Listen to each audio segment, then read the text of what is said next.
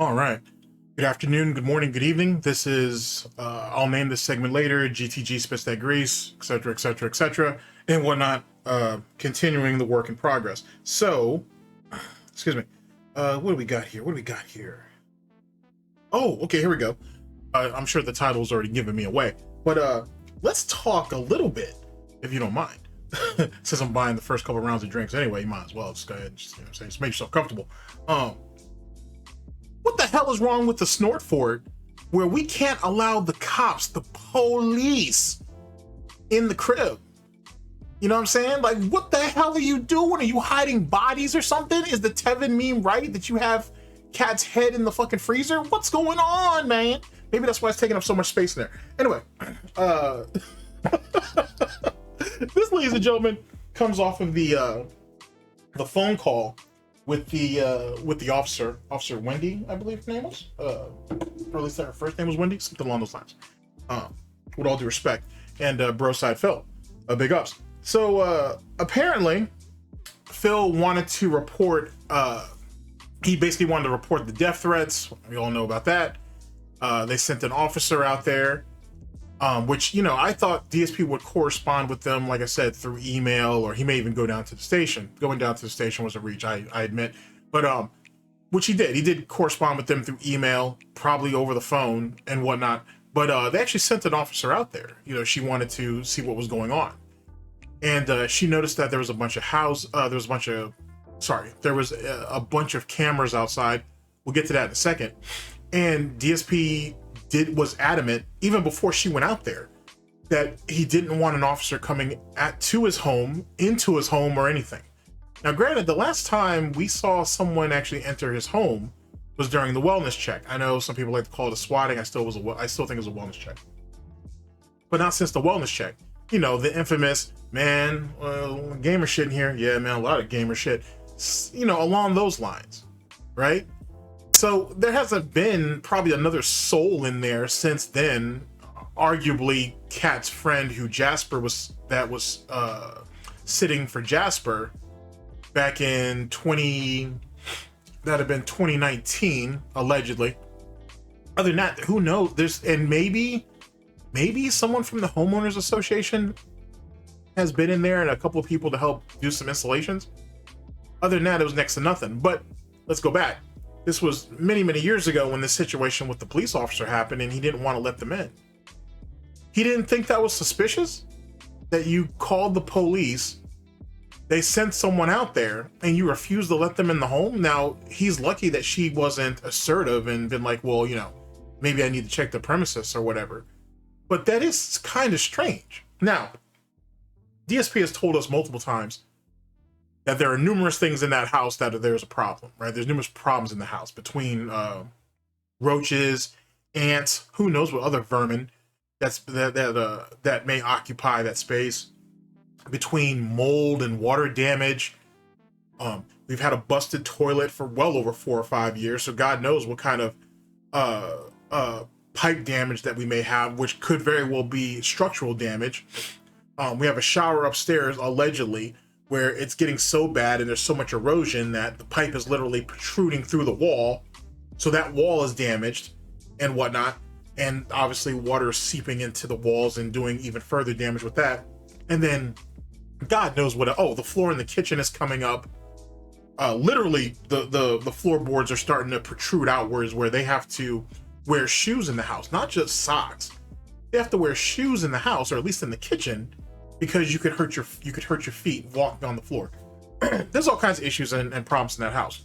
My question is, and then let's not even go about the garage and all that nonsense that's out there with mountains of Jasper's feces and DoorDash, you know, containers and all kinds of the garbage and whatnot. The smell must be horrendous in there.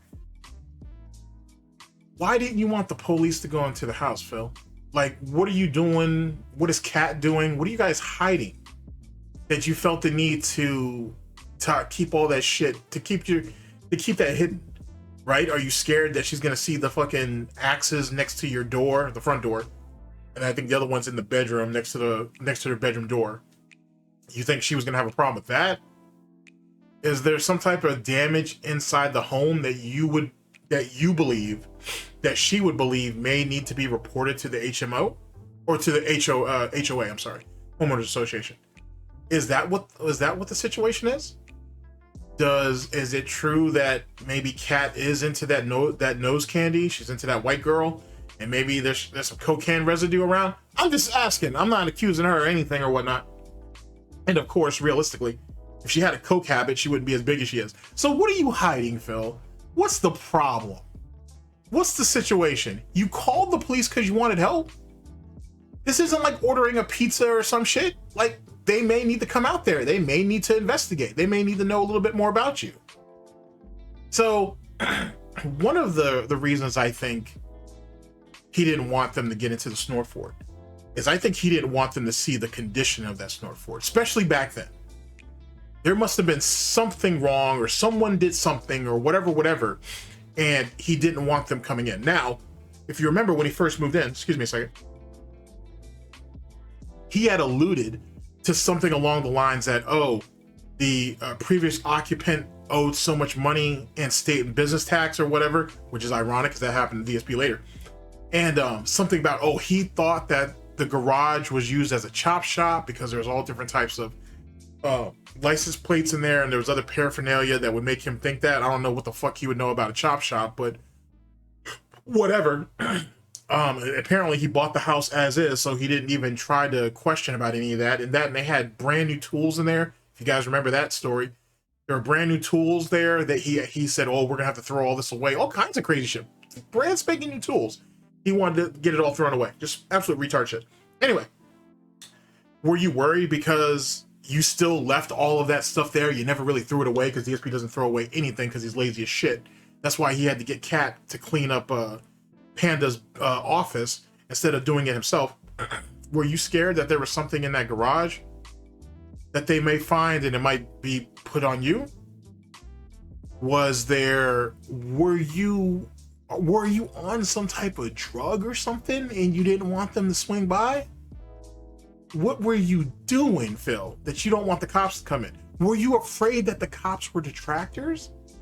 Or they may be linked to detractors and shit? Was their badge and the gun not enough for you? You know that if a cop comes to you, you can ask for their badge number and then call that bitch in, right? That's a thing. All right, whatever. I don't know. That's just getting it's getting really weird. Let's talk about the cameras. Clearly, the cameras, the way she described it, they've been there for a while, long ass time. This was over 5 years ago or some shit.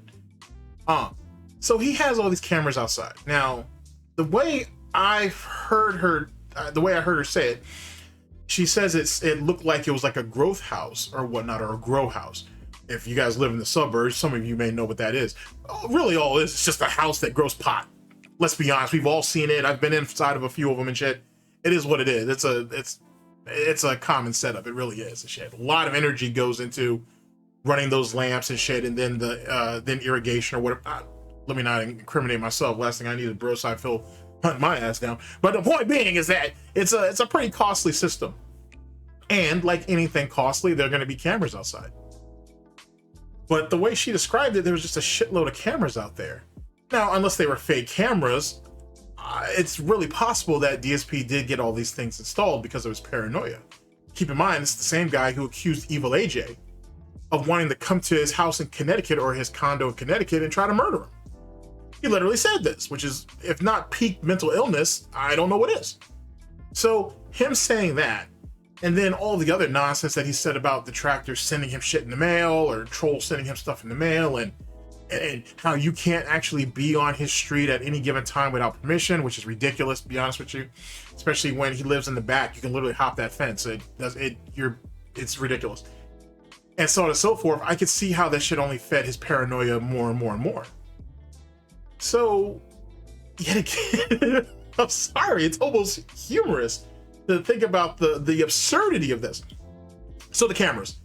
Is it possible that every time he looks off to his side, is he looking at, was one of those monitors like the actual monitor for the security system? Is that what he was always looking at? Or does he have like a tab on his laptop that he can switch back and forth from, and that's what he's doing? Is it possible, ladies and gentlemen, that the lean in manual ban is actually DSP looking at another tab to view his cameras. Matter of fact, this is old lore. He had a problem back in the day trying to snap two different sections of windows together, right? So he could quote unquote multitask. Is it possible that that's what that is? Like, you know, on one of the mini monitors that he has in there, he's actually running he's running basically the screen for the cameras, security cameras and whatnot. Is that the case?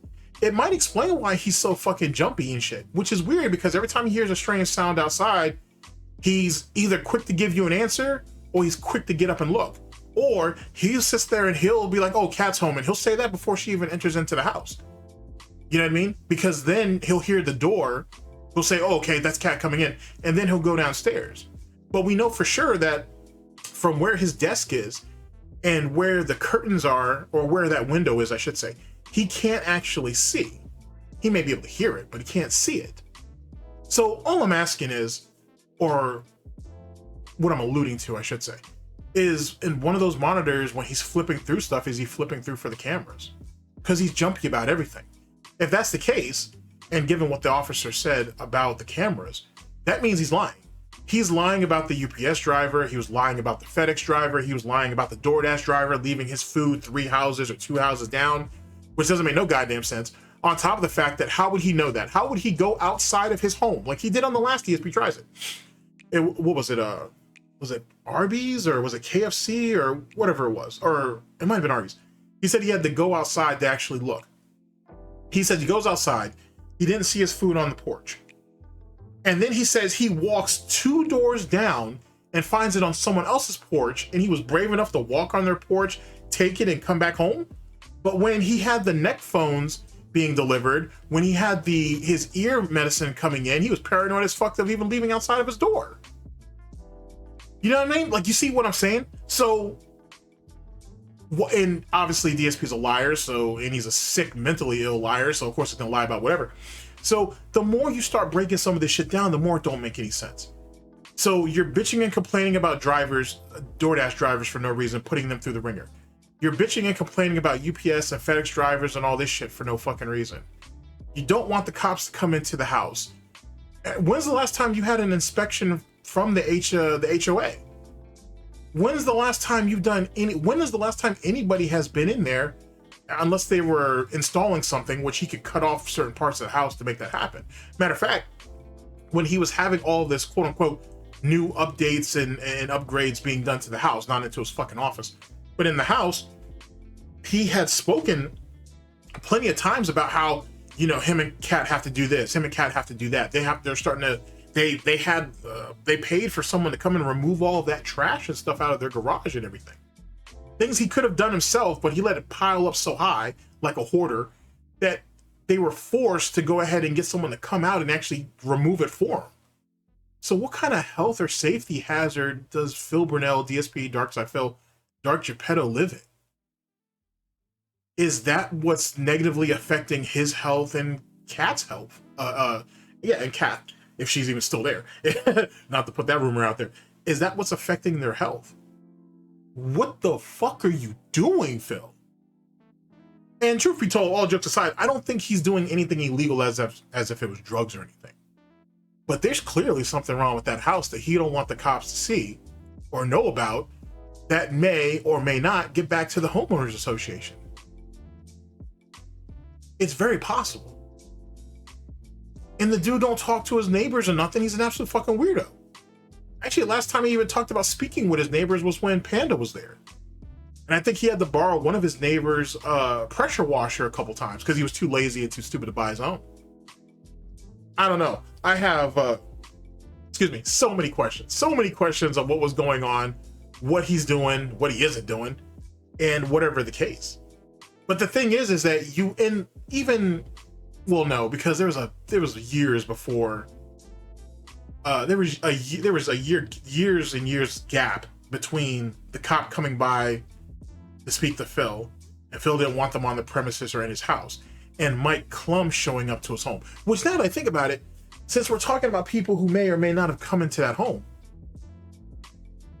we don't know if Mike Klum was telling us the truth as it pertains to him coming into the SnortFort. or going to a restaurant and having dinner together or whatever. I'm not saying that he didn't meet Phil and Kat. I'm not saying that. What I'm saying is, as paranoid as Phil is, I want you to really think about this. You really believe that he would let a guy that he don't even know into his home? Doesn't matter how often he interrogated Mike Klum. Doesn't matter how many times, or how persistent, I should say, he was to have access to Mike at any given time, so he could kind of feel him out or whatever. Would you let a complete and total stranger that you don't know? Yeah, you may have talked to him on the phone, maybe. Yeah, you may have talked to him on Discord, maybe. Yeah, you maybe have had some email exchanges with him, maybe. Would you have really let someone like that into your home that you don't know? Knowing damn well you have reserves of them, or reservations of them, right? And then you find out he's cool with Keem, but I think you knew that beforehand, or you at least he had some type of association with Keem. And then you end up cutting the fucking interview anyway. You don't even, or documentary, don't even do it. And then you unveil Kat before what? You thought, did Mike have pictures of Kat, or you and Kat? And you were scared he was going to link it to the internet before you guys could film for the documentary or whatever. See, like, that shit opens up Pandora's box. Like, you don't know what kind of phantom snorts that are coming out that shit. And the officer don't have no reason to lie. So it really, like, you know what I'm saying? And granted, like I said, that was like 4, 5, 6 years ago, whatever it was. My thing is, though, is it still don't make sense why the level of paranoia with the people that you pay to protect you. You know what I'm saying? This reminds me of that shit from, what was it? That scene from Fight Club? He's like, you know what I'm saying? We're the one who cook your meals. We haul your trash. We, you know what I'm saying? We protect you while you sleep. Don't fuck with us. So what's the problem, Phil? What's the problem? And there had to be something. There had to be something that was going on that he didn't want to get out. I mean, when the cops came for the wellness check all those years ago, did they step on something and break something? Like, what was it? I don't know. I'm just throwing it out there and whatnot. I heard that part of it, of the Broside Phil, big up sound, situation about the whole thing with the house and the cameras and how he didn't want her to come on the premises or come in. And I was just like, what the fuck? Speaking of which, I had said that I had mentioned the whole thing about the house being a growery for marijuana. Excuse me. But there's also the other notion where he had just so many cameras outside that it was ridiculous, and it was like, hey, he needs to grow up. You know, you need to be fucking mature. No one's gonna break into your home. Matter of fact, with that many cameras and whatnot, it's more than likely to draw even more attention than otherwise. And if that was the case, I'm surprised his neighbors didn't say nothing. Which doesn't even make any more sense, because DSP tried to kind of dispel that and say, oh, that's not the case, and whatever cameras we have cameras on every street, and this, that, and the third, and that's provided by the homeowners association, this, that, and the third. But you still felt the need to have cameras yourself? I mean, I can understand you having cameras for maybe your front door, which would definitely dispel the lie that, you know, your food is not being delivered to your front door, supposedly, because you would be able to see it on camera. And there was no possible way you could identify the car that was delivering your DoorDash or Grubhub or whatever the fuck you're into. So make that make sense. Like, you know what I'm saying? Like, the more you think about it, the more weird that shit gets. The more weird that shit gets. That shit gets ridiculous. It doesn't make any sense. It really don't. And I think that I don't know if I'm gonna continue to spurg out about it. Like, I'll actually go over the call, and then we'll see where that takes us. But I gotta tell you, the more that I think about it, the more that something doesn't sound right. And yet again, the officer doesn't have a reason to lie. So yet again, what is Phil doing? You know what I mean? Like, what was Phil doing? So I don't know. Something to think about. Anyway, ladies and gentlemen, if you guys have any, you have any thoughts about this, you have any input, it's very much appreciated and whatnot. I don't know, man. I don't know, man. The thing is, though, too, is like, all right, let's one more thing and then we'll go. So he gets classified as a 222. You know what I'm saying? Someone who's mentally unwell or mentally unstable or whatever the case. He's a head case, basically. Okay? So you're classified as that. And I don't know if maybe the previous phone calls or previous call-ins justify that, or that was just the assessment she came to before she got there. Because I don't know if that's actually said in the interview. Was he classified as a 220 before she went out there on that call? Or was he already classified in the system as a 220? And it's still their obligation and their duty to go out there and check on him anyway. So that's my first question, because that helps put it all together. And if I missed it, like I said, we'll go over it. I'm going to go over that whole video. So we'll figure that out. But if he was classified as a 220 already, then who knows whatever else that he's spurging out about. You know what I'm saying? And then he already told them that, hey, I'm a famous YouTuber and I make all my money doing this, that, and the third. He told her this to the officer, and she was like, hey, I think I'm in the wrong line of work if this ass clown can do that shit. So his sense of importance was something that he was quick to put out there. But then yet again, you were scared to have these people who your tax dollars go to help protect you. You were scared to have them come out there. You didn't want, what if it has nothing to do with the house? What if he just was too scared to actually speak to them face to face? Hence the reason why everything's done by email, or everything is done maybe over the phone if you're lucky. Maybe that's what it is. Maybe DSP's anxiety is so high, going back even, 5 years ago or 6 years ago, whatever it was. Maybe his anxiety is so high and so crippling that he couldn't stand in front of someone and describe his situation, because maybe he felt like they wouldn't believe him. Or maybe he felt like, looking at the reactions on their face, that they may be dismissive, or they may even mock him, or even laugh at him. Like, you know what I'm saying? Like, that opens up a whole new can of worms if you take a look at it from that prospect. You know what I mean? Mental illness is a thing, and when you shut yourself off from the world like DSP has for so many years, it's something like I said years ago. I said this shit years and years ago. I think when the mall picture came out, DSP not leaving his house made sense to me, because he's the type of person that if he went to a restaurant, which they barely do that anymore, if he went to the restaurant, if they went to the mall for exercise, if they went to the grocery store and he heard someone laughing and giggling, I could see him tense up and turn around and see if they're laughing at him or not. I could see him doing that. That's obviously him being a narc, believing that everything that's going on around him has something to do with him. But also it really speaks to his paranoia. It speaks to his mental illness. That people are watching him, looking at him, mocking him some sort of way, which makes it even more ironic. Sorry, it's just turning into a video inside of a fucking video. If you guys remember back during the pandemic, where he used to go to the grocery store and bitch and complain about all those people, something that you guys may not have missed is he admitted that he was sitting there watching people. He was watching what they were doing. He was watching their mannerisms. It was a throwaway comment, but that was some weird shit to me, because how is it someone as fucking paranoid as you going out of your way to watch what other people are doing, scrutinizing other people and what they're buying? Shit that he even said he wasn't even going there for, but he was mad that what if he was going there for it and now it's not going to be there? Or what if he wants it later and he won't be able to get it, even though he only left his house once a week? Like, you know what I'm saying? Like, you know how fucking layered this shit gets if you really want to dig into it? Anyway, that's my thoughts on that whole situation. Tell me what you guys think, if you think anything. If not, you know what I'm saying, hopefully it was an entertaining watch and we can leave it at that.